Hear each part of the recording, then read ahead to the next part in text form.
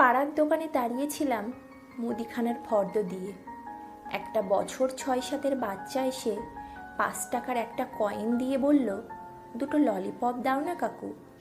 দোকানদার একটা ললিপপ দিয়ে বলল, 5 টাকায় একটা ললিপপ হয়, দুটো নয়। ছেলেটার মুখটা কাচুমাচু হয়ে গেল।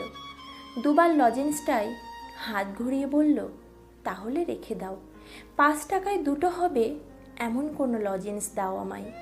আমি বললাম, আরেকটা ললিপপ কি করবে তুমি? পুচকে মিষ্টি করে বলল, মা খাবে তো। আমি বললাম, ও, তুমি দুজনের জন্য লজেন্স কিনতে এসেছো? সে বলল, না, মা বলেছে একটাই কিনতে আমার জন্য, মা খাবে না বলেছে। বলেছে তুই খেলেই আমার খাওয়া। কিন্তু সেটা কি করে হবে? মায়ের মুখ আলাদা, জিভ আলাদা।